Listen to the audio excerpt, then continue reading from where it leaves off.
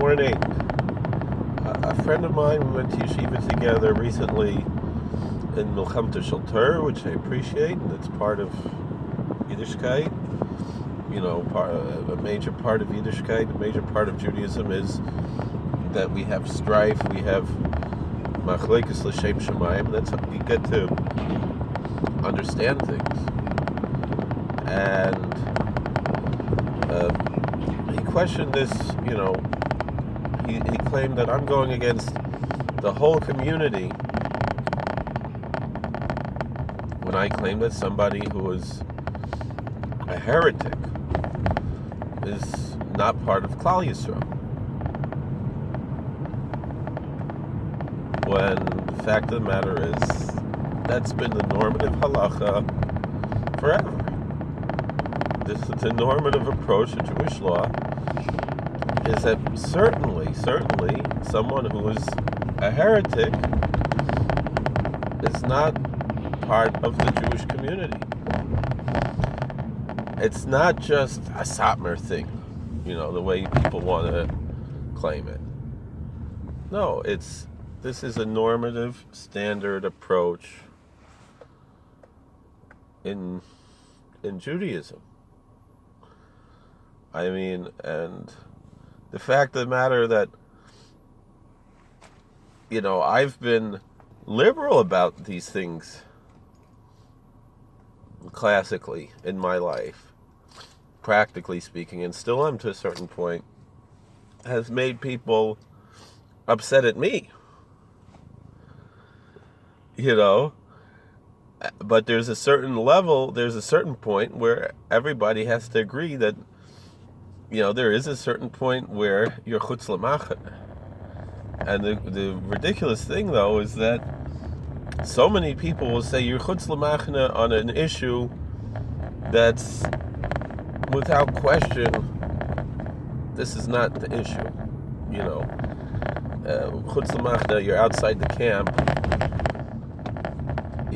If somebody is an atheist, if somebody is an agnostic, if somebody denies the 13 principles of faith, now we could argue back and forth which of the 13 principles. We all agree that these 13 principles are Jewish beliefs. Yes, there's question: are they exactly dogmas? A lot of people will say that the Sefer Ekrim rejects the idea that these 13 are dogmas, but the fact of the matter is that the three that the Sefer Ekrim brings, the 13 can all fit into those categories, and so those are expressions of those three. But there's a certain point where someone, even if their mother is Jewish, or they claim such a thing, they still don't count for a minyan. Their wine is not kosher, etc., etc. And the other thing is, just because someone claims that their mother is Jewish, and they were not Orthodox, and they have no way of proving this, halachically, what does it mean halachically? Al pi shnayim edim yakum davar. It's the same thing. Halachically, normative halacha. If a Baal Tshuva claims to be a Kohen, he has a last name Katz, so and he wants to marry someone who a Kohen can't marry. Generally, if you need a Pesach, you need someone with brighter places. To paskin such a shaila, I'm not someone who's qualified for that. Generally. Sometimes it's pretty obvious, and it's not really a shaila. But generally, just because somebody has a last name Cohen Katz, it doesn't mean that they're a Kohen. It doesn't mean they're a priest, and that they're restricted who they can marry as being part of the priesthood.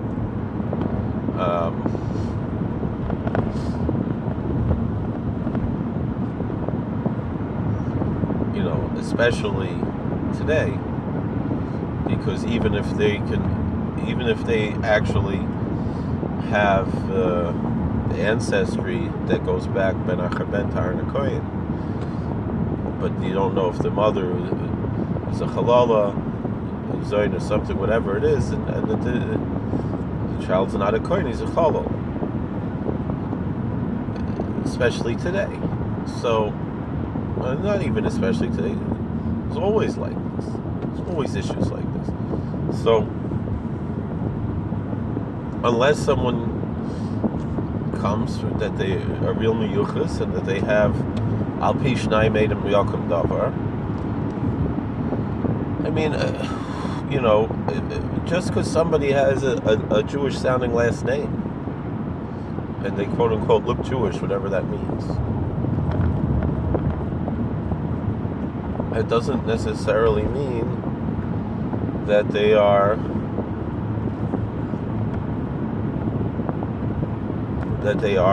really Jewish, And just because someone claims to be Jewish, I mean, it's not our job, to have this knee-jerk reaction to defend people who are totally chutz l'machane. And it's our job to defend the Torah. These are the issues we have to be concerned with. Meaning the real Judeophobia, when people attack the Talmud, when people attack Kabbalist rabbis, these types of things, these types of tropes, people attack the rabbis. But this is what we have to be concerned with as pious Jews, as Orthodox Jews. Not that people are criticizing fairly, not out of hatred, but out of what he has done. A man like George Soros. He's a dangerous person. He's an enemy to America, an enemy to the world. And it's not anti-Semitic. I don't like that word, anti-Semitic.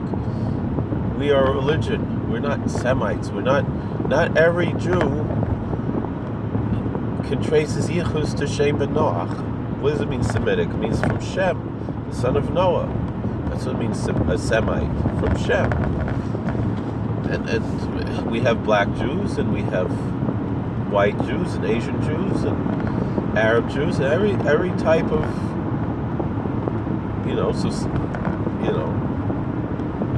anybody from any, racial background, whatever that means, if they believe in our dogmas and accept upon themselves the obligation to keep the commandments, whether they keep them or not, it's a different issue, but they're accepting the obligation, they're entering the covenant, they're as Jewish as anybody else. And the same thing is if they become an apostate, they're the same laws as an apostate Jew. Meaning, in Jewish ideology, there's basically three categories of human beings. There are Jews, there are Gentiles, and there are former Jewish apostates. And just like the former Jewish apostates can convert, so too, can repent and come back into the Jewish community. So too, a Gentile can convert and join the Jewish community. But the din of what we call in the halacha Yisrael Mumar is not. They have no right to represent us as Jews, and we should. And if they do evil things, we don't have to rush to their defense. We should rather distance ourselves from them. This is what we've classically done as part of Klal Yisrael. And normative halacha, mainstream halacha, everybody agrees that there's some point, not everybody, I guess, but Moshe has a big chiddush, which is, it's very hard to really justify, but even in his approach, there's a certain point in a certain sense, that someone, just because their mother is born Jewish, they don't really count toward a minyan, at least according to Rav Moshe, it's as far as Tefillah B'Tzibor, which is really, in a certain sense, the more important aspect of davening with a minyan. Even though we tend to focus on the more obvious aspect of Davar Shebekadusha, and Rav Moshe has a big chiddush when it comes to Davar Shebekadusha, that meaning that there's a different standard of who counts for a minyan for Davar Shebekadusha than there is for who counts for a minyan in Tefillah B'Tzibor. He brings a strong argument, and it's interesting, and he's big enough that we can rely on him.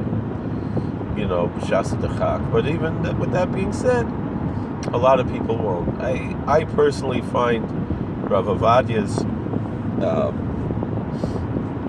take on it, that you say the words Baruch Atah Hashem Mekadesh Shabbat, I guess is how he would say it, that puts someone into the category of the Shomer Shabbos, to the point where they could count for a minyan, and even perhaps that their wine isn't really Yain Nesach, and so forth. And still, most people are machmir when it comes. It's so interesting. People are more machmir when it comes to Yain Nesach than it is when it comes to Tefillah B'Tzibor, to count with Davar Shebekadusha. I understand, and Elu, but the plain Shulchan Aruch is a Mechal Shabbos b'For Hesia. Is not. They're not.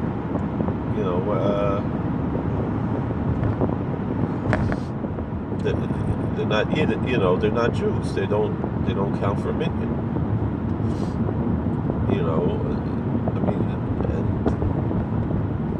And you want to say Bisman Hazeh, people Tinik Shanishbo,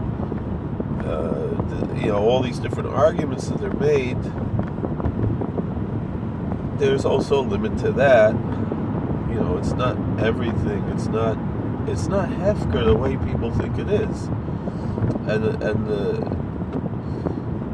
this whole thing to try to defend somebody who is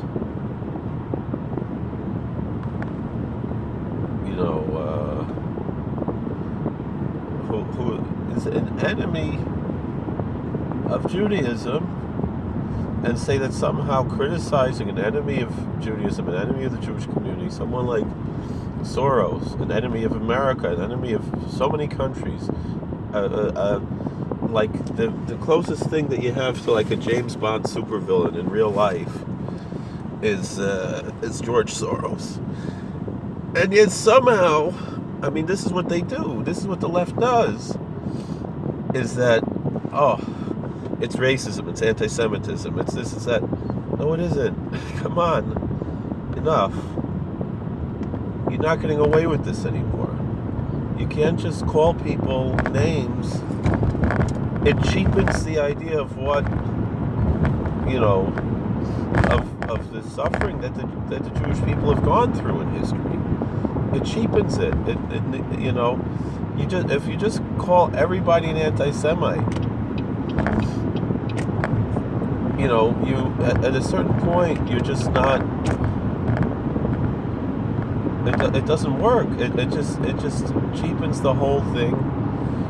And then what? And then what are we doing here? What are we trying to accomplish here?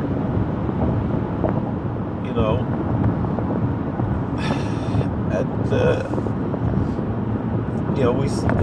it's just it's the same thing.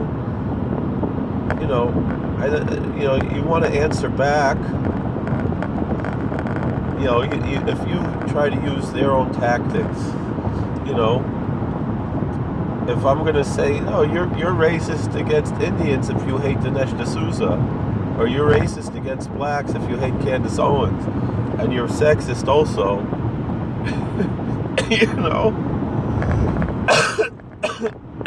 why can't we say the people who hate the president are Jew haters because his daughter is Jewish, and especially the people who complain about the president's daughter, who has been part of his organization for a long time, a hardworking person, a diligent person, someone who has proven themselves to be, even though we might not agree with her liberal politics, isn't that, but essentially a real hardworking person, somebody who's, has a lot going for them. And they're Jewish, and the world is saying, the left, they hate the president's family so much. Why can't we say that that's Jew hatred? Again, I don't want to use this term anti-Semitism, but it's Jew hatred, and there certainly is a lot of bigotry from the left against Orthodox Jews in particular. And these are the things that we have to worry about. Not that somebody is criticizing, not even hating, but criticizing George Soros, or even, and I don't know enough about the what do they call the Rothschild family to say anything, but a lot of these people who believe crazy things about the Rothschilds are not even aware that they're Jewish. There was a story, with this somebody from Washington D.C., a councilman, and he said, I didn't know that the Jewish community would be offended by this. I think he wasn't even really aware that the Rothschilds claimed to be Jewish. I mean, Rabban Shel Rothschild was Gevein Avoid Yid, and a big Baal Tzedakah and a Baal Chesed, and he was a holy person, a philanthropist. That's a different story. We differentiate between him and his progeny, who were, unfortunately, I think they married into a lot of the Sabbatean families and things, and Frankist families, and it's a big problem.